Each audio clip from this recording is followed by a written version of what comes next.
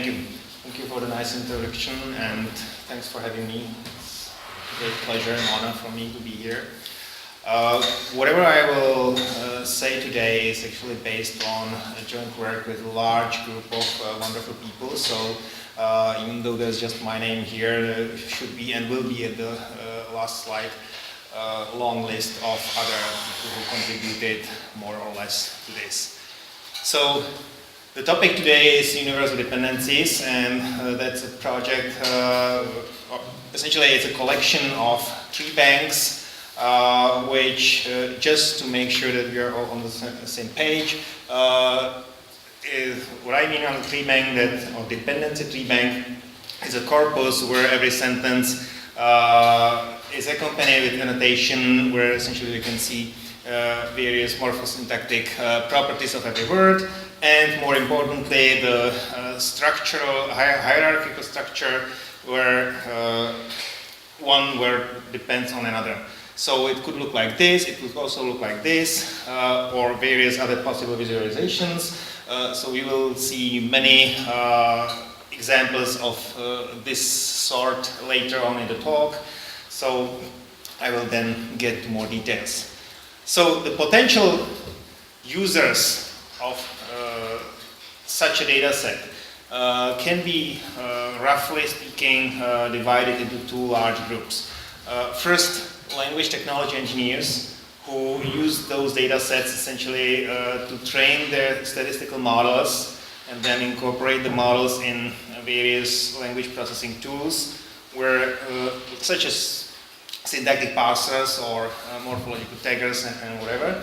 So they need the data to learn statistical patterns and then to be able to employ those models for processing new data. And then obviously linguists who want to rather search the corpora and find interesting patterns in them. So the requirements by two groups are somewhat different, but there are definitely some overlapping requirements, especially when it comes to multiple languages. So I happily admit that I originally at least come from the former group of language engineers, NLP people also, I would say.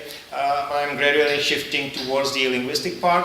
And but to give you a perspective of someone who was working on NLP applications for some time, and also to give you some brief motivation or historical point of view for this project. Some 10 or 12 years ago, there already were data sets available, tree banks available for multiple languages, I would say at least 10, 15 maybe.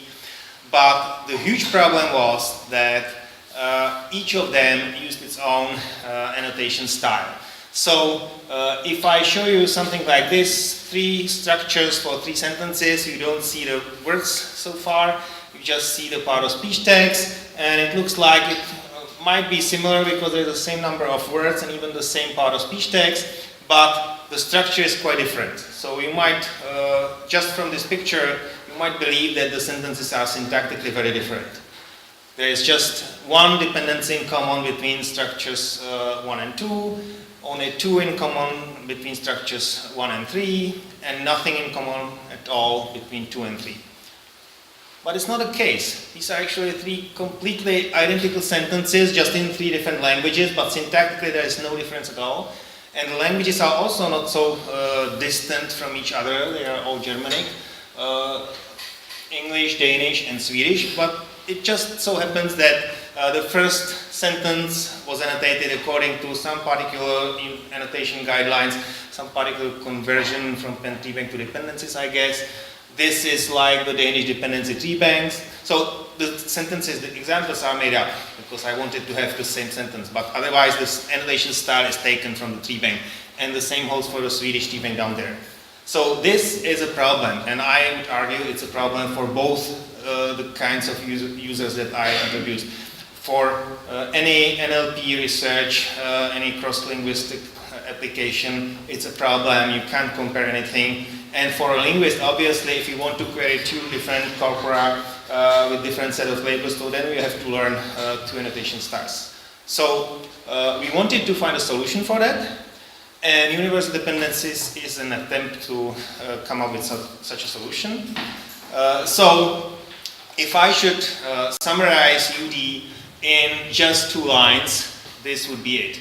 Our main objective is that we want to annotate the same thing, same way across languages, but it's not always so clear what is still the same thing and what should get the same annotation, because languages are not the same, and we definitely don't want to make all the languages look the same.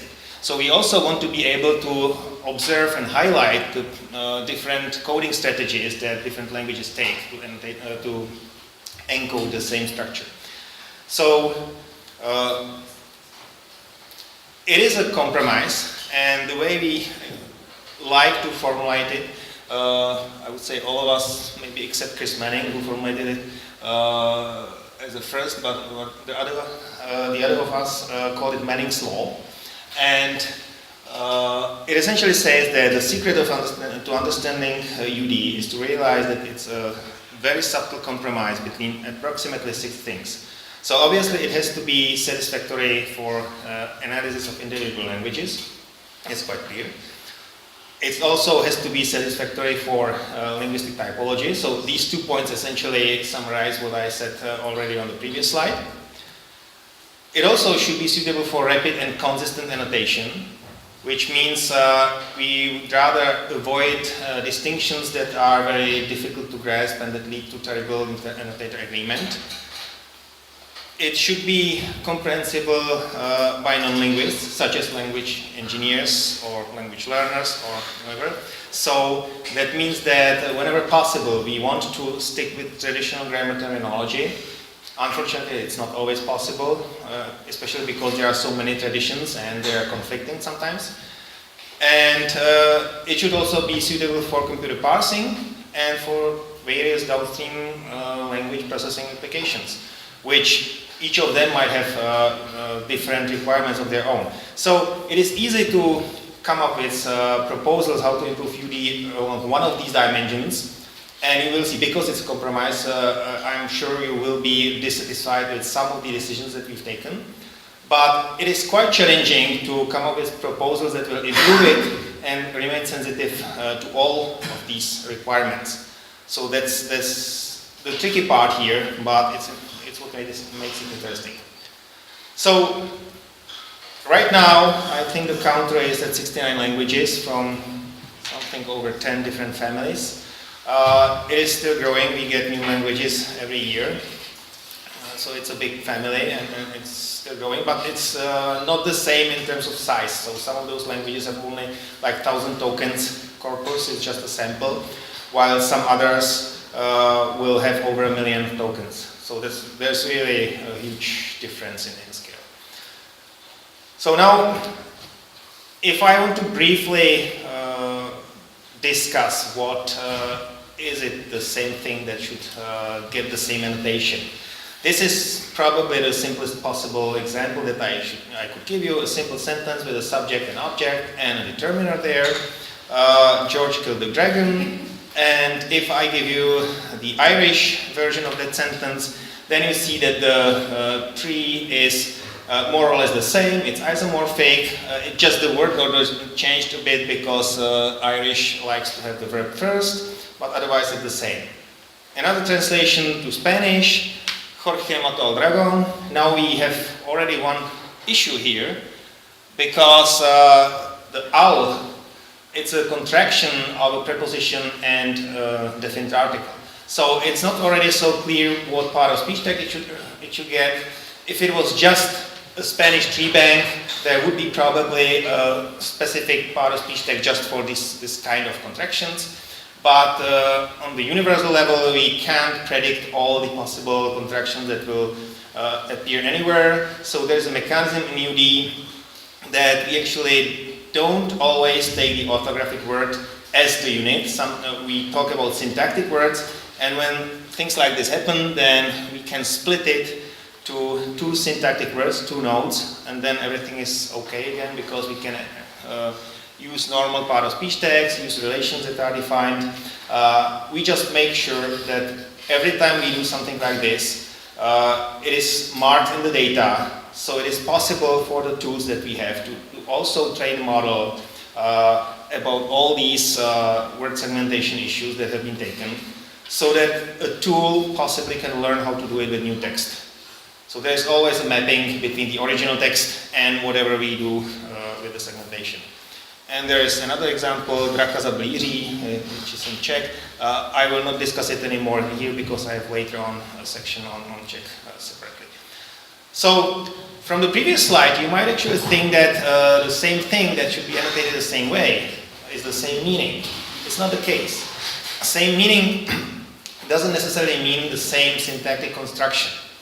And that's what we are after. So if I give you now a different set of examples, all of them in English this time. So first one is he killed the dragon, and the second would be a passivized version of that. The dragon was killed by him. So the meaning is arguably the same, or very much the same, but the structure is different. Now the dragon is the subject, and by him became essentially an oblique argument. It has been shifted and it could disappear as well. So we have a different tree, obviously. Nominalization, another structure, still around the same meaning, his killing of the dragon, or even something like a relative clause, the dragon that was killed.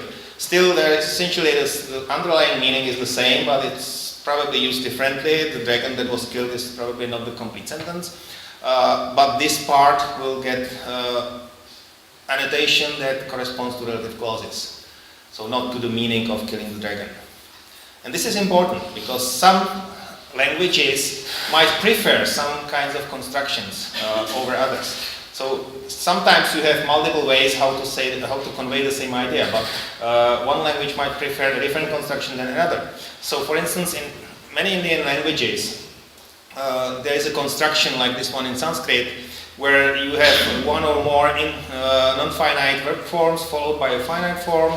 So it is a sort of subordinated clause. If I try to translate it literally to English, it would come up as something like having summoned Vishnu Sharman, the king said.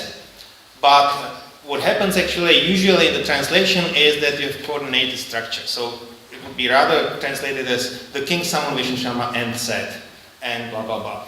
But we should not look at the other languages through the translation into English, because that sometimes leads to different syntactic interpretation, which might not necessarily reflect what's going on in the other language. So that's why I'm talking about it here, because it's not always about the meaning, and it's not always so clear whether something is already a different construction or not, because I just vaguely talk here about non-finite forms and finite forms in Sanskrit, but the traditional grammar of Sanskrit would not necessarily call it using the terminology that we have in UD. So I have this like fuzzy environment where I want to come up with definitions that will be applicable to all the languages, but still I have to be flexible enough because the languages behave differently. So that was rather an introductory view of what's in UD. Now a little bit more thorough tour through the annotation means that we have in UD, so that you know what's inside. So UD is more or less concerned about two levels of annotation. Maybe three if you count the word segmentation issues as separate level. So one of them is morphology. So there are word forms, then there are lemmas. These are optional, so some treebanks don't have it, and I actually should have mentioned that many treebanks in UD have been converted from previously existing treebanks. So whatever was available was converted, but sometimes lemmas were not there. So we don't require lemmas. Most treebanks in UD have lemmas, but not all of them. Part-of-speech tags, those should be in every treebank. That's one of the requirements that every UD treebank must have. And features. So, as for the part-of-speech tags, those are always taken from a limited set of universally applicable 17 labels. These are fairly coarse-grained, but this is a fixed set. So, it should be sufficient for any language. It doesn't mean that every language has to use all of them. If they don't have any use for them, they just don't use it. But if you want to extend it in any way, or make fine-grained distinctions, then you have to use the features for that. So for features, we also have a predefined set just to make sure that those things that we believe will be used frequently or in many languages, that they have a universally applicable definition, but features can be extended. So you can define your own language-specific features, and even for the universal features that are listed here, you can define a new value if you think it's necessary for your language. So for instance, if the gender feature allows us to have masculine and feminine and neutral gender, if you believe that you need a gender for yellow objects, you will define a new feature, gender equals to yellow. Now for syntax, the main principle that we try to follow here is that the backbone of the dependency tree should be the dependencies between content words whenever possible. And that sort of counters the intuition of many linguists, because quite often the function words, especially auxiliary verbs and things like that, will have morphosyntactic properties that will lead you to believe that they should actually govern the other words. But this is something that we do in order to achieve better parallelism of the trees across languages. So as you can see here, the blue dependencies between the content words, those are parallel in this English and this Czech example. The dog was chased by the cat and the pes byl honěn kočkou in Czech. And so far it's perfectly parallel tree. But when we add dependencies to the function words, then just because there are function words in English that don't appear in Czech, obviously the trees will differ. They have to differ because there is a different number of words. But the function words often correspond to something that in the other language will be expressed just by morphology or maybe nothing at all. So the definite articles in English have no direct correspondence in the Czech example, while the preposition by the cat does not appear in Czech, but instead there is the instrumental case marking that has the same function essentially in the sentence. So that's why we try to have the function words at the bottom of the tree, so as the leaf nodes, so that the backbone of the tree at least is as similar as possible. If it is the same syntactic construction, of course. So we also have a taxonomy of labels for dependencies. I'm not going into detail of all of them. I just wanted to show you the picture. This is not even listing all of them, but I wanted to show you the basic principles on which they are organized. So we distinguish dependent nodes that are nominals and those that are clauses. So nominal dependents are the first column, clauses are the second column. Then some of them could be also modifier words that are neither nominals nor clauses and function words, so you can easily ignore this now. And we also distinguish what the governing phrase is. So if it is a dependent of a clause or predicate, it will be in one of the first two blocks. If it is a dependent of a nominal, it will be down here. So there will be different labels depending on whether it's part of a noun phrase or whether it modifies the clause or predicate or the clause as a whole. And so I think that's enough for the organization of the labels, but the main part that I will be interested in later is the distinction that's inside these two first blocks, and that's between core and non-core dependents of predicates or more narrowly of verbs. So core arguments are subject, object, and possibly indirect object, and all the rest, so adjuncts and so-called oblique arguments, will be labeled just OBL. So OBL is there and here as well. So I will talk about that in a few minutes, much more. We also have language-specific relation subtypes. So again, if you believe that the 37 universally defined labels is not enough for you because you have some specific syntactic construction that deserves its own label, you can extend the set, but here you are required to decide that your new label is a subtype of one of the existing labels. So that either users or applications that don't care about your specific distinction or that don't trust you that you are doing it consistently enough can just ignore from the column everything else. So you have to decide what it is. Subtype 1, you have seen actually in my examples already that there are subtypes every now and then. So some of the subtypes are recommended across languages, but still there are subtypes because we know that they are too specific and they will not be available somewhere. So now more about the core versus oblique dependence. This is essentially I could have selected a number of problems in UD to show you how we are sometimes struggling with balancing the same thing, same way on one side and not making all the other languages look the same on the other side. So I could speak for hours or days about it. Evidently I don't have the time for that. So I just selected one of them, one of the problems, but arguably one of the central ones, because as you've just seen, core versus oblique dependence are something that are in the center of the taxonomy of the labels that we have. So the distinction here is essentially about information packaging. If you want to convey an idea, you usually have more than one way of doing it, and then you decide what will be more prominent part of the clause, what will be less prominent. So one of the quite popular textbook examples is he loaded the wagon with hay versus he loaded hay on the wagon. The meaning here is not exactly the same, but it's more or less the same, especially if you assume that the wagon is full in both cases. And it's the same verb, but in the first example, the wagon is the object and with hay is oblique, and in the other example, hay is the object and the wagon is oblique. So the syntactic structure is again slightly different. The trees look almost the same, but the labels differ for these two arguments. Similar example, I gave her a book versus I gave a book to her. Again, to her is oblique and her is just an indirect object. So now the question is how we decide what is oblique and what is not. And first thing to notice here is that we are not annotating semantic rows.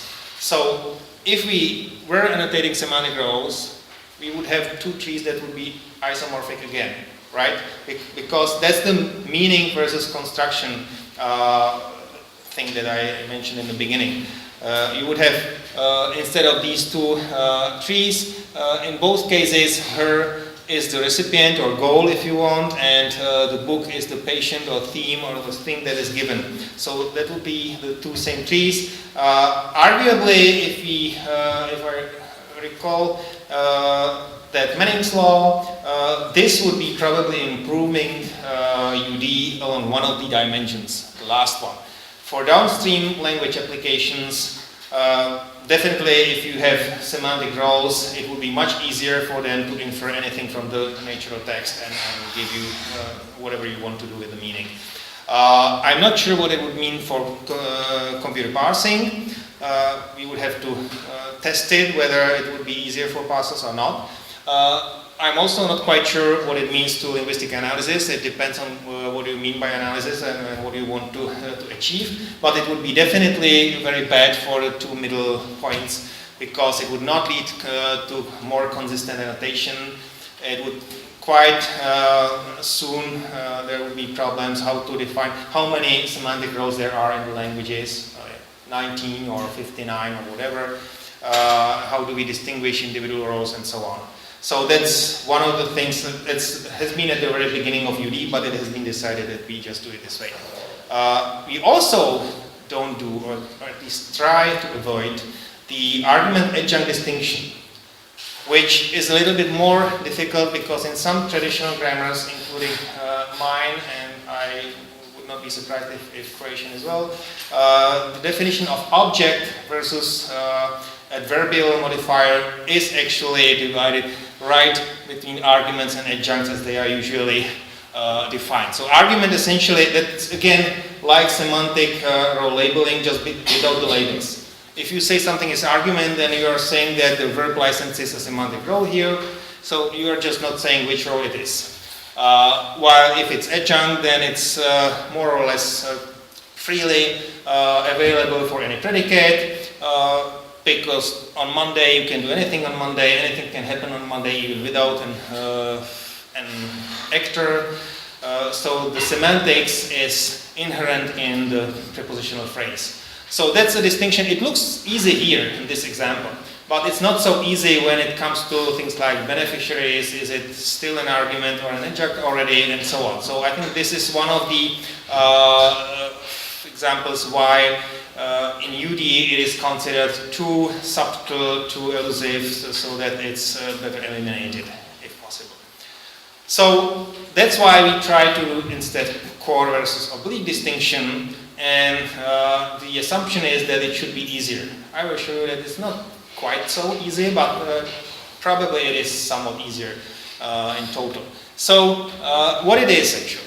In English, the rule, and that was the only rule that we had in the guidelines in the beginning, in English it is easy, really easy, because if it's a bare noun phrase without a preposition, then it's core argument, provided it's an argument of a verb here. And a prepositional phrase is oblique, either oblique argument or it's an adjunct. And that's it. There's one exception, I will show it later. Otherwise, it works. So it's very easy for annotators, but only if they are annotating English. Because in Spanish, it doesn't necessarily hold because of that preposition with the direct object. In Japanese, you would have essentially all the arguments marked somehow with a postposition, and there are other languages. So the preposition is not a clear diagnostics for all languages. There's also a clash with the traditional terminology, as I just said. So there's also a danger that you will take the definition the wrong way. You could say, okay, they tell me that subject is a core argument, object is a core argument. I know what is object in my language, so these are core arguments. But it's not necessarily true that prepositional objects are core argument and thus objects in UD. So the idea actually is that you cannot tell for all the languages at once what is the correct coding strategy that is core in that language. But the idea is that there usually is some sort of surface encoding of the arguments that are important, that are the core arguments. So the idea also is that these arguments are somehow important in the structure of that language, and they usually are targeted by specific grammatical rules. There are rules like passivization, control verbs, reflexives. Usually those things serve as tests for subjecthood, but some of them also target the objects. So there's one possibility how you may also verify that your argument is core or not. So again, there is still the question, how should we define it cross-linguistically? And there is one methodology that I will present here. It's from Andrews 2007 in the language typology textbook, and it starts with identifying what they call primary transitive predicates. And alert, we actually need semantic roles for this, but we are not going to annotate semantic roles in the data. We just need it one time in the beginning when we are trying to specify guidelines for a new language. Because we are looking for predicates that have the semantic roles that could be described as actor and patient or undergoer or whatever. So there should be one member, one participant, which is the active one responsible for the action, and the other one which is really affected by it, and its status has changed because of the action and so on. So, and then we call the actor as the argument with the function A, and the other will be with function P. And we also know how they are coded in the language, and what rules the grammar targets there, and so on. And then we will generalize it to other predicates, which are not primary transitive, but we will call them transitive. And this part is important, because if I just tell you that you are supposed to do it as with transitive predicates, then there will be the question, what is transitive in that language? Because again, traditional grammars will tell you different things about it. Then we define just in UD that the A argument is end subject and the P argument is object. So here's the English example. Killing and all the violence verbs are very good examples of primary transitives. That definitely the patient is the one which is affected, and the status has changed. So John kills Mary, agent and patient, no question about it. Primary transitive. So we will say John is A and Mary is P. Then if you have John loves Mary, it's no longer primary transitive. John is rather experienced or something like that. He is not necessarily active in that. Mary might not even be aware of John's love. But still, the language treats the two participants exactly the same way as in John kills Mary. So we will generalize. We will say that, again, John is A and Mary is P. And then we will extend it to UD and say, okay, John is subject in both cases and Mary is object. And we may say something like this, that the subject in English is the noun phrase which doesn't have a preposition and it's occurs before the verb. And if it's a pronoun, it will be in the nominative form, while for nouns there is no case marking at all. And the object will be accusative or just bare noun phrase. And also there will be cross-reference of the person and number of the subject, cross-reference in the verbal morphology. So that's the subject-verb agreement. That's also one of the quite frequent indicators of coreness of an argument. And then we can observe that there is specificization. Mary is killed by John, Mary is loved by John. Subject control in English. John wants to kill Mary, John wants to love Mary. So we have the subject of wants is the subject of love, even though it's unexpressed there. Object control, and made John to kill Mary, to love Mary, and so on. There are some problems though.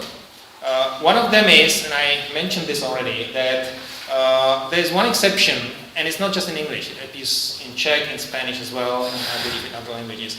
I work the whole week. The whole week is not object, because it's adjunct. So if it's adjunct, then it couldn't be argument, and it couldn't be core argument. So probably from the annotator's point of view, the easiest thing here is to just tell them, okay, we don't distinguish arguments from adjuncts, except, and just note this down, because that will be, I think, most of the time it will work. But there is, at least for English, there is a possibility. You could say it doesn't passivize. Okay, you can say the whole week has been worked by me. But then passivization in English is not a very reliable diagnostic, because there are other verbs that don't passivize, and there are transitive ones, and there are prepositional verbs that do. You could do also some word order tests. Like, I worked the whole week in Paris. You could swap it and say, I worked in Paris the whole week, which is an indication of this being an adjunct rather than a core argument. If you say, I spent the whole week in Paris, where the whole week is an object, you cannot actually swap it and say, I spent in Paris the whole week. But unfortunately, this works for English, but it doesn't work for free word order languages. So I believe still we have not completely escaped the necessity to look at the argument adjunct distinction, even though we rather avoid it completely. I didn't mention so far intransitive clauses. That's on purpose, because it's easier to first sort out what is transitive clauses. And now that we know how to find out that there are two core arguments, because if there is an oblique argument, it doesn't count. You need two core arguments to have a transitive clause. And so now we know how to recognize that there is just one, and then it's intransitive. Or there might be zero in some languages, but I will call intransitive both of them. If there is one argument, then it will be function S, which is again from linguistic typology. It's a different function than A and P, but in UD we will just call it subject, regardless of the semantic role. So that's again somewhat simplification, because typologists would like in some languages to distinguish split intransitivity. Function S will be coded differently if it's a more active subject, while like John runs, when it is John sleeps or John falls, it's less active, so it might be different encoding in that language, but we don't distinguish this, so it would be just subject. And if you need to distinguish it, then you should use the extensions of subject and tell something about it for those for whom it is important. There are also ditransitive clauses where you have two core objects, and at least in English, if I told you that core argument means that there is no preposition, then definitely this counts as core object. I gave her a book. There's no preposition for her. Still, the two objects are probably not completely at the same level, at least because her can be replaced by an oblique argument, and then we would like to see a book as having still the same label. So there is this special label for indirect objects. It's been much debated recently in the UD community whether it's a correct decision or not. I don't have time to go into many details of this here, but at least for the sake of those non-linguists who have some notion of the traditional terminology, this is probably a good decision because indirect object is usually used for the recipient semantic role. Although, again, I told you that semantic roles are not favorite means of deciding annotation in UD. So now I will spend the rest of my talk showing you examples of the similar thinking in other languages. I think I have examples from 6 languages altogether. So you've seen this already, Jorge, Mato, Aldragon. And so here the distinction is that we have the preposition for animate direct objects actually. In Spanish, if it's inanimate, it wouldn't have the preposition.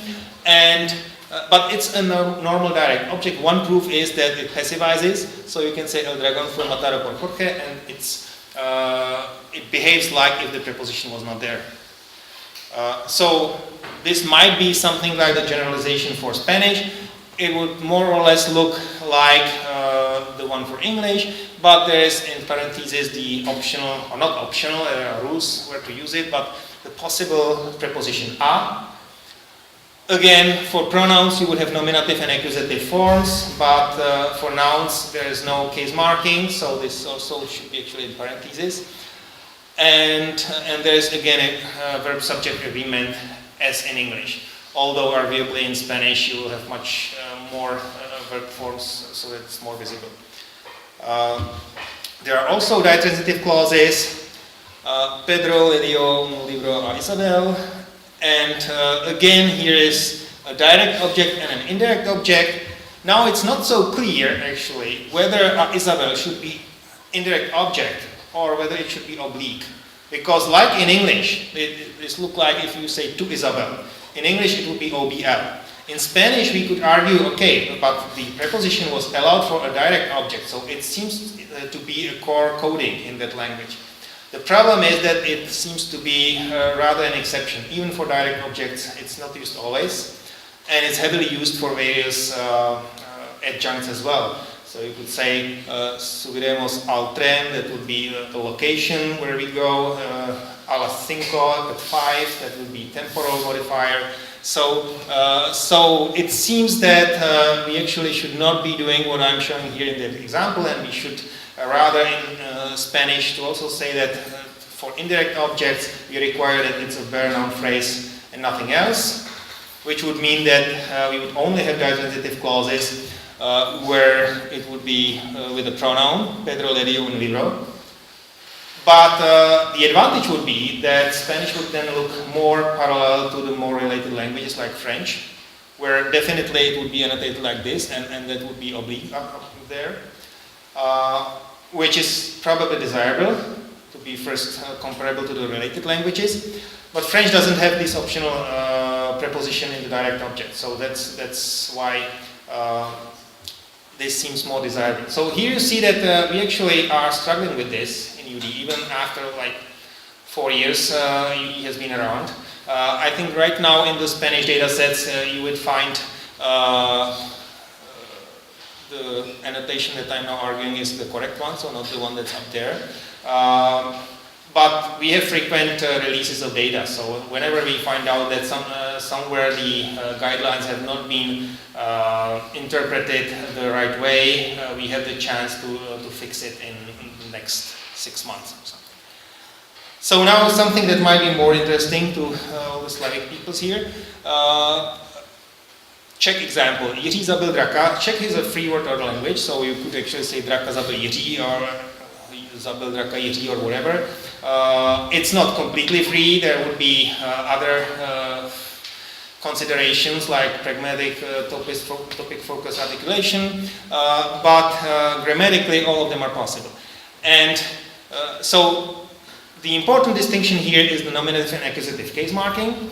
and now it's both on pronouns and nouns. And again, it passivizes, so Prague byl zabit Jiřím is a passive construction where the dragon has taken the nominative case marking and Jiří has been transformed to instrumental, which is, as I showed you in the beginning, the Czech way of forming something like the by phrase in English. So this might be the generalization picture for Czech. Nominative and accusative are the important features here. Bare-noun phrase in both cases, no prepositions. Again, subject-verb agreement, and no verb order requirements. Now, we also have something that looks like ditransitive clauses, but the question here is much more than in Spanish, whether the recipient should actually be still core argument or not. Obviously, if you just look at the meaning and at the traditional interpretation, people will talk about this as a ditransitive clause, but the question is it ditransitive in the UD sense or not? Now the recipient will have the dative case, so we have nominative, dative, accusative. That's quite a normal pattern here. But the question is dative a core case or not? And so far it looks like it could be, because at least it's parallel to what we have in Spanish and in English. The passivization, like in Spanish but unlike in English, only transforms the direct object. So if you say Peter gave to Katka a book, then the book will become subject. Kniha byla dána Katce Petrem. Peter will be sent to the oblique area, but the recipient will stay as it is in dative without any change. So, okay, that might be definitely this grammatical rule does not target this particular participant. So it's one indication that maybe it's not so core as it should be. But there are other things that make it questionable at least. It could be interpreted as a beneficiary as well. Again, I said, okay, this is semantic role, so it should not be the first criterion for us, but we want to stay sort of consistent and not to overproduce things that look like adjuncts and claim that they are core arguments. So this is again something that we should at least discuss. Petr četl Katce knihu, he read a book to Katka, and you could even say things like Petr zlomil Katce nohu, he broke Katka's leg. So even saying beneficiary about that role is somewhat stretched, but definitely it's now far away from the original giving sort of verbs. So this is questionable, and then another problem with datives is that we have what looks like two argument verbs, so we could say transitive. The question is whether they count as primary transitive. I'm not so sure about it. And they take the second argument in dative. So Zuzka pomohla Martinovi, Zuzka helped Martin. In English, that's normal transitive clause. In Czech, it's not normal transitive because, again, the passivization looks like in the ditransitive pattern. The dative doesn't change and the subject just disappears, but the dative doesn't assume the form of subject. So it is not so clear whether we still want to count this or not. But it will become more clear if I show you that we have the same problem with genitive objects. Again, they are in the traditional grammar, they are objects. In UD, not so sure. It applies even to instrumental objects. Karel hýbal nábytkem, Karel moved furniture. Again, quite transitive in English. But instrumental case already, as I told you, is used for things that are usually considered oblique, like the shifted subject in passive constructions. So again, it looks like something we probably don't want to have because it would not be consistent with the other annotations that we do. And it even applies this way of passivization to prepositional phrases. So probably just seeing that the clause can passivize is not enough. And maybe it should be oblique, which would mean that Czech and all the related languages, so I believe all the Slavic languages and German at least, probably some other languages as well, will not have proper ditransitive clauses in UD. Rather, everything will be like the Peter gave a book to Mary or whomever. So the oblique realization of the recipient. So that's really something that hasn't been sorted out yet, because I think the understanding of the problem is changing, and also there's one other aspect that you don't want to change something just in Czech if you don't persuade the other people who are responsible for Slovenian, Croatian, Slovak, and whatever to do the same thing, because otherwise you are now the outlier. So that's the other aspect of the problem. So there's obviously a scale of obliqueness, and originally we just had this argument adjunct distinction just because it was what was in the original data that we converted. Later we shifted to the essentially English approach that prepositional phrases are oblique and the rest is core. And now I think that in the next release we should probably switch to making everything except nominative and accusative non-core, and possibly mark the other objects that we have in the traditional grammar by an extension of the label. So now I'm leaving the convenient area of languages where I at least partly know what's going on, but I have some examples from Basque. Any Basque speakers here? That's a good news for me. Okay, but you could correct me if you. So Basque is interesting it also has case marking, but here the core cases are ergative, absolutive, and dative, and everything is cross-reference on the verb. And that's the main indication that makes Basque actually much easier in these decisions than the previous languages. Because if it's cross-reference on the verb, then you know it's a core argument. Normally, in a transitive clause, normally I mean like most frequently, the A argument will be in ergative case, and the P argument will be in absolutive case, which means that we make these two subject and object respectively. But other combinations are possible as well. So you could see ergative dative combinations, and then ergative is the more prominent one, the subject one, and you could even see dative absolutive, and then dative is actually the A argument, at least according to the dissertation that I read about it. So they also have obviously intransitive clauses. Here the more likely case marking is absolutive for the subject, but you could also encounter intransitive clauses with ergative argument. And as I said, regardless of the semantic role and the possible split intransitivity, we will call it subject in both cases. Ditransitive clauses, on the other hand, because everything is marked, by the way, it's cross-reference on the auxiliary. So this word, most verbs are not able to change their form according to all combinations of all three arguments. So usually there is just a participle, and they use the auxiliary, and there are a long list of possible auxiliaries depending on what are the cases of the arguments. So here, even with the beneficiary-like sentence, like the ball cracked my rib, it's again quite clearly three core arguments that are transitive clause, because it's cross-reference on the verb. That's actually a different version of that. So my, I guess, penultimate language is Tagalog from the Philippines. And that's very interesting. We don't have yet much data from Tagalog. We now have, I think, a small sample done by a bachelor's student from Tübingen. And it is interesting because there have been a lot of discussions about in the literature about whether it has subject at all, and what are the tests that the various arguments will have to pass to be allowed as subject, and whether the rest is object or not. So we probably have to simplify a lot.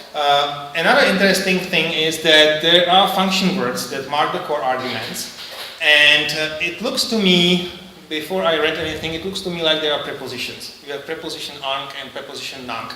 It turns out that in the literature, people sometimes admit that they could be called prepositions based on the analogy to more familiar languages, but they could also be called determiners, and that seems to be the favorable approach in the literature, so I will call them determiners in the subsequent examples as well. So they introduce the noun phrase and sort of also bear the case, if we want to call it case, their relation to the clause predicate. So I will call it ang phrase and nang phrase. Ang is the one that might deserve marking as a nominative case. So we will have it on the determiner if it's the noun phrase with a determiner. If it was a personal pronoun, it would actually appear without any determiner. It would itself have a form that I would call nominative. But you see there are question marks all around the place, because this is really something that I have seen people sometimes use it, but it's not necessarily the only possible way that everyone will subscribe to. So then the other one would be accusative, and then quite logically we would call the first one subject and the second one object. But it's all not so clear whether it should be there. They also have various voices, but these languages are called symmetrical voice languages, because what we would at the first glance consider to be active and passive voice is actually not the normal pattern of passivization. In the passivization patterns that I showed you previously, the original subject disappears or becomes oblique, and the original object becomes subject. So we now have no longer a transitive clause, but just an intransitive one. While here it's really symmetric in the sense that they just switch the semantic roles, but both stay there. So the first one is the verb. It changes voice, quite drastically it changes the morphological form. And otherwise, so it says the woman will take rice from the sack.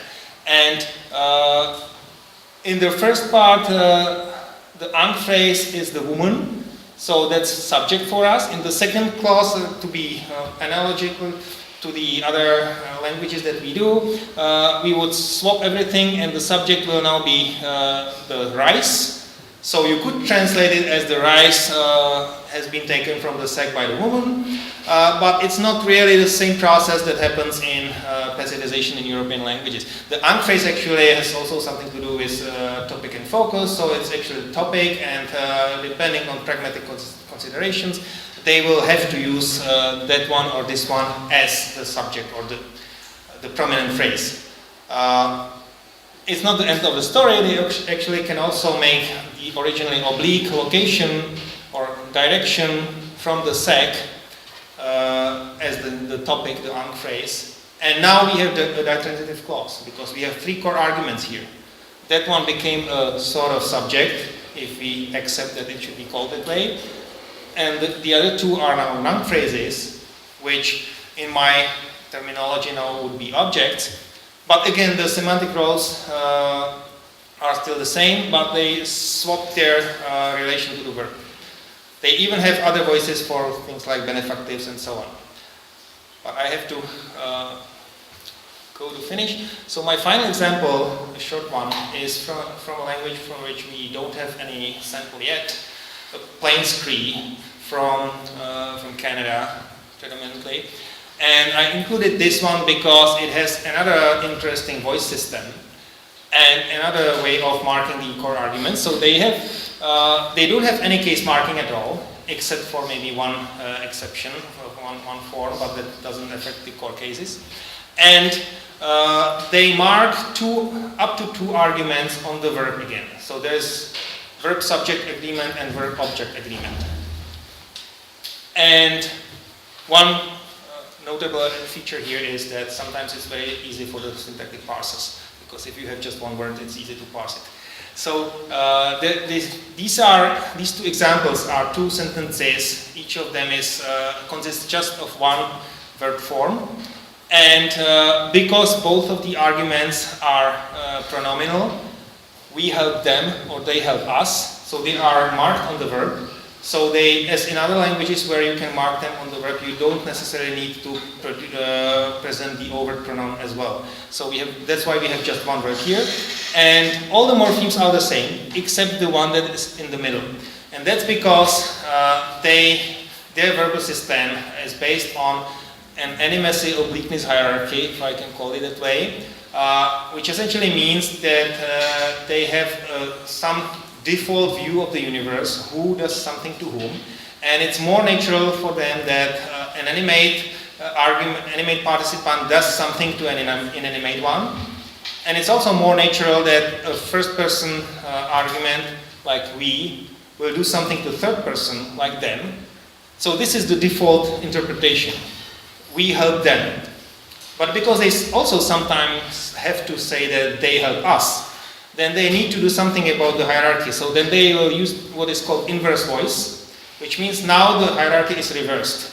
Now the one who is lower in the hierarchy is the agent-like person, and the one who is higher in the hierarchy will be the P-like argument. So again, there's a question whether we should go all the way and say that the one who is higher in the hierarchy is subject or not, and the one who is lower is the object. Again, if you read something about these languages, the authors will try to avoid the traditional terminology of subject and object because it is misleading, but then we have to do something in UD because we actually want to be able to compare it to the other languages. So maybe it is still sort of okay to say that the subject is the more prominent argument here, so that it should be the one that is higher in the hierarchy, but then the question is whether if they swap the voice, whether we should also switch the labels so that we have something that resembles the active-passive voice as in at least Tagalog. So I will not go into more details because I think I'm out of time already. So to wrap up, I think I've shown you that UD has had a great start. We are growing constantly. It is a compromise, so all the time we have to weigh all these balances and find out what will be the least evil, if I can say, to all the possible interested groups. It's being built up bottom up, so with every new language we find new issues, new challenges, new interesting phenomena. But it's fun, so if you have anything to contribute, please do. It's a community effort. And as I told you, it's joint work with many people. I think there are more than 200 now. So thank you to all of them, and thank you for listening. And while I will take questions, here are some URLs that you might find useful because there are actually services as well that you can use to